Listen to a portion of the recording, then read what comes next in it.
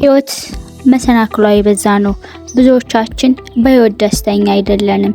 በተደጋጋሚ እናዝናለን፣ እንጨነቃለን፣ ይከፋናል፣ ባዶነት ይሰማናል። ወዴት መሄድ እንዳለብን እስኪያቅተን ድረስ ህይወት መስመራችን ታጠፋብናለች። ወዴት መሄድ እንዳለብን ግራ ይገባናል። ወዲህ ስንመለከት ቤተሰብ አለ፣ መለስ ስንል ደግሞ የራሳችን አሁን ያለንበት የወደፊት ህይወት ጨምሮ ያሳስበናል።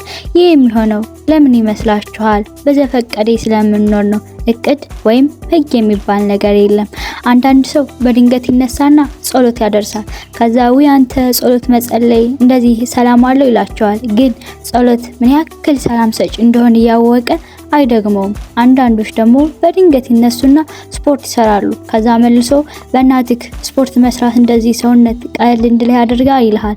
ነገር ግን በድጋሚ ያን ያደርገው። ዝም ብለን በዘፈቀደ የሆነ ቀን የሆነ ሰዓት ተነስተን መስራት፣ ከደበረን ደግሞ ማቆም። የዘፈቀደ ህይወት ከዚህ ቪዲዮ በኋላ ያብቃ። ወስን። መልስ አዎ ከሆነ ቪዲዮውን እስከ መጨረሻው አድምጥ። ካልሆነ ግን ጊዜህን አታጥፋ። ፍቃደኛ ከሆንክ እስክሪብቶ ወረቀት ያዝ፣ ጻፍ፣ እቅድ አውጣ። ያለ እቅድ መጓዝ ማለት ፍሬንድ ያለው መኪና ነው፣ መጨረሻ አያምርም። እንደዚህ የሚባል አባባል አለ፣ አለማቀድ ለመውደቅ ማቀድ ነው። አሁን የምንመለከተው የስኬታማ ሰዎች የሚከተሏቸውን ህግ ወይም እቅድ የሚባሉትን ነገሮች ነው። ቪዲዮውን ላይክ፣ ሼር፣ ሰብስክራይብ በማድረግ ጀምሩ። አንደኛ፣ ራስን ለማወቅ ጊዜ መውሰድ። በመጀመሪያ ራስን ማወቅ ማለት ምንድነው? ራስን ማወቅ ማለት ራስን ስሜቶችና ግብረ መልሶች የመቆጣጠር ችሎታ ነው። ራስን ማወቅ ማለት ጥንካሬዎቻችን፣ ፍላጎቶቻችን፣ ድክመቶቻችን፣ እንቅስቃሴዎቻችን እና ምን አይነት ባህሪዎች ማለትም ምን ያስደስተናል፣ ምን ያስከፋላል፣ ማንን መሆን ትፈልጋለህ፣ ምን መልበስ ያስደስታል፣ ገቢ ስንት መሆን አለበት፣ ምን አይነት ትዳር፣ ጓደኛ እንድኖር ትፈልጋለህ፣ የመሳሰሉትን ጊዜ በመስጠት በጠረጴዛው ዙሪያ ላይ ራሳችሁ ጋር አውሩ፣ ተወያዩ እና ራሳችሁን በደንብ ወቁ። ይህ የመጀመሪያው ህግ ነው። ራሳችሁን ካላወቃችሁ ሌላውን ማድረግ ስለማትችሉ። ሁለተኛ፣ ፍርሃትን ተጋፈጡ። ፍርሃት የሰው ልጅ ከባዱ እስር ቤት ነው። ከባድ ያደረገው አንደኛው ምክንያት ደግሞ ቁልፍ ስለሚያስፈልገው ነው። ቁልፉ ደግሞ ያለው እዛው እስር ቤት ውስጥ ባለው ሰው እጅ ላይ ነው። ምን እያልኩ መሰላችሁ? በፍርሃት እስር ቤት ውስጥ ከሆናችሁ ቁልፉም ያለው እዛው ራሳችሁ ጋር ነው። ስለዚህ ራስን መቀየር ከፈለክ ከምትፈሩት ነገር ጋር ተጋፈጡ። ወርቆ መነሳትን ነው የምትፈሩት? የራሳችሁን ስታይል መልበስ ነው የምትፈሩት? በሰው ፊት ማውራትን ነው የምትፈሩት? አንብባችሁ ለነገሮች ትኩረት በመስጠታችሁ ነው የምትፈሩት? ምንድነው የምትፈሩት? የራሳችሁን ስራ መጀመር ነው የምትፈሩት? ብቻ ከምትፈሩት ነገር ጋር ደጋግማችሁ በመስራትና በማድረግ ተጋፈጡ። ሶስተኛ፣ ሁሉንም ሰው ለማስደሰት አትሞክሩ። ሁሉንም ሰው ለማስደሰት መሞከር ማለት የራስን ደስታ ወይም ፍላጎት መተው ማለት ነው። የቱንም ያክል ብትለፉ ብትደክሙ ሁሉንም ማስደሰት አትችሉም። ስለዚህ መጀመሪያ ራስን ደስተኛ አድርግ፣ ራስ ላይ ስራ።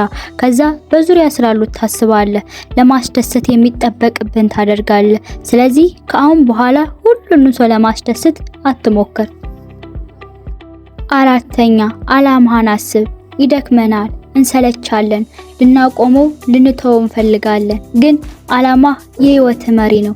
በምንም ሁኔታ ውስጥ ብትሆን አላማህን አስብ። መሆን የምትፈልገውን የመጣህበትን ድክመትን፣ ልፋትክን፣ ምናልባትም ጉዞውን ጨርሰ ሊሆን ይችላል። የቱንም ያክል ተስፋ መቁረጥ ውስጥ ብትሆን ያለፉትን ከባድ ጊዜያቶች አስብ። ምንም ቢሆን አልፈዋል። የቱንም ፈተና ቢመጣ ከአላማ ፈቀቅ እንዳትል። ይሄን አስብ። አሟልቻለሁ፣ ትንሽ ነው የቀረኝ። ጠንካራ ጎኖቹን እንጂ ጉድለቶችን አትመልከት። አንድ ታሪክ ልንገራችሁ። አንድ ሰውዬ ወርቅ የማውጣት አላማ ነበረው። እናም ወርቅ ለማውጣት ወደ ወርቅ ማውጫው ቦታ ሄደ። ቆፍሮ አንድ እርምጃ ሲቀረው ተስፋ ቆርጦ ሽጦ ወጣ። ሌላኛው ሰው መጥቶ በአንድ ቁፋሮ ብቻ ወርቁን አውጥቶ ሄደ። ያ ሰው ምን ያክል ይቆጨው ይሆን? አስቡት እናንተ ብትሆኑስ? ስለዚህ ብዙ ተጉዛችሁ ምናልባትም መጨረሻው ላይ ልትሆኑ ትችላላችሁ። እንዳታቆሙ። ካልሆነ ግን እንደ ወርቅ አውጩ ጸጸት ውስጥ ትገባላችሁ። ጀምሬው ነበር በማለት ታሪክ ከማውራት ይልቅ ያው የሚሻለውን እናንተ ታውቃላችሁ። አምስተኛ፣ ከማይመስሉ ሰዎች ራቅ። ይህ ማለት አብራቸው የምትሏቸው ሰዎች ህልም ከሌላቸው፣ ምንም ነገር የማድረግ ፍላጎት ከሌላቸው፣ ውሏቸው መጥፎ ቦታ ከሆነ፣ ከነዛ ሰዎች አጥብቀህ ራቅ። የቱንም ያክል ጠንካራ ብትሆን አዋዋልክን መምሰል ብቻ ሳይሆን መሆን የማይቀር ነው። ምን የሚባል አባባል አለ መሰላችሁ? 5 ምሁር ጋር ካልክ አንተ 6ኛ ምሁር ነህ። 5 ደደብ ጋር ካልክ ደግሞ ያው አንተም 6ኛ ደደብ ነህ የሚባል አባባል አለ። እስኪ ወፎችን እንኳን ተመልከታቸው። ተመሳሳይ ቀለም ያላቸው ወፎች በአንድ ነው የሚጓዙት። ስለዚህ ህልም ካለ፣ ማሳካት የምትፈልገው ነገር ካለ ውለህ አላማ ካላቸው፣ ህልም ካላቸው ሰዎች ጋር ይሁን። 6ኛ ማድረግ የፈለከውን ሁሉ አትናገር። ይህ ማለት ምን መሰላችሁ?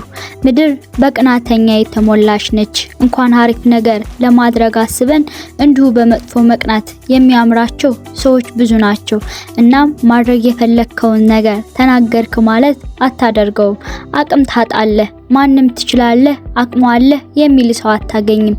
ለምትነግራቸው ነገር በሙሉ እንደማታሳካው እንደማይሆንልህ ነው የሚነግሩት። ምንም እንኳን እንደምታሳካው አቅሙ ያለህ እያወቁ ተው አንተ አይሆንም ብለው እነሱ የጀመሩት ብዙዎች አሉ። ስለዚህ ማድረግ የፈለከውን ነገር በራስ አድርግና በውጤት አስደምማቸው። የምታደርገውን ነገር መናገር አይደለም፣ ስራ ራሱ ይነግራቸዋል። እመነኝ፣ አንድን ነገር ማድረግ የፈለከውን ነገር ለሰዎች አወራህ ማለት አታደርገውም። ለማንም ምንም ነገር አትናገር። ጉዞህን በዝምታ አድርግ። 7ኛ ያንተ ድርሻ መዝራት ነው። ይህ ማለት ድርሻን ተወጣ። ያንተ ስራ ድርሻን መወጣት ነው። ያንተ ስራ በመልካምነት ማድረግ ያለብህን ማድረግ ነው። ያንተ ስራ ከፈጣሪ ሳትርቅ የሚጠበቅብህን ማድረግ ነው። ሌላውን ለፈጣሪ ተው። አንተ ከሞከርክ፣ ከለፋ፣ ከጠነከርክ ፈጣሪ ያሳካልሃል። ይህን ስታደርግ በመልካም ልብ ለሰዎች ጥሩ በማሰብ ከፈጣሪ ባለመራቅ ስትሰራ ፈጣሪ ይባርክልሃል። መልካም ጓደኛ፣ መልካም ትዳር ከፈጣሪ ነው። ገበሬ ይዘራል፣ ያርሳል፣ ይቆፍራል፣ ያርማል። ይህ ነው ድርሻው። ፈጣሪም ልፋቱን ድካሙን አይቶ ዝናብን ያወርድለታል፣ መልካም ፍሬ ይሰጠዋል። አንተም እንደ ገበሬ ሁን። በመልካም ልብ እንደ ገበሬ ልፋ፣ ጣር፣ የሚጠበቅብህን አድርግ። ፈጣሪ ይባርክልሃል። ልክ እንደ አባባሉ ሰው የዘራውን ያጭዳል አይደል የሚባለው። ስለዚህ ያንተ ድርሻ መዝራት ነው። ወሳኙና ወደ መጨረሻው ከመሄዳችን በፊት ያያችሁት መቆየት መልካም የዩቲዩብ ቻናላችን ነው። ከኛ ጋር መቆየታችሁ መልካም ስለሚሆን ቻናላችን ሰብስክራይብ በማድረግ ቤተሰብ ይሁኑ። 8ኛ እና የመጨረሻው ህግ ከምታገኘው ላይ ለፈጣሪ ስጥ። ክርስቲያን ከሆንክ መባ ወይም ማስራት፣ ሙስሊም ከሆንክ ደግሞ ዘካ ማውጣት አለብህ። ምን መሰላችሁ? በየወሩ ለመንግስት ግብር እንከፍላለን። ምክንያቱም ደህንነታችሁን ስለሚጠብቅላችሁ፣ በሰላም ወጥታችሁ ከሌባ ስለሚጠብቅ ወይንም መሰረተ ልማት ስለሚገነባል። ስለዚህ ለመንግስት በገቢ ልክ ትከፍላለህ። አስተውለሃል? ፈጣሪ ግን ከዛ በላይ ጤና ሰጥቷል። ወጥተህ እንድትገባ አድርጓል። ቤተሰብ፣ ትዳር ሰጥቷል። እስካሁኗ ሰዓት በህይወት እንድትቆይ አድርጓል። ስለዚህ ያለህን እንዲባረክልህ መስጠት አለብህ። በቃ እንደ ግዴታ አድርገው። በመጨረሻም ከዘረዘርናቸው 8 እቅድ ወይንም ህግ ማንኛው ተመቻችሁ? በኮሜንት አሳውቁን። እስካሁን አብራችሁን ስለቆያችሁ እናመሰግናለን። ቤተሰብ ያልሆናችሁ ደግመን እንድንገናኝ ሰብስክራይብ ያድርጉ።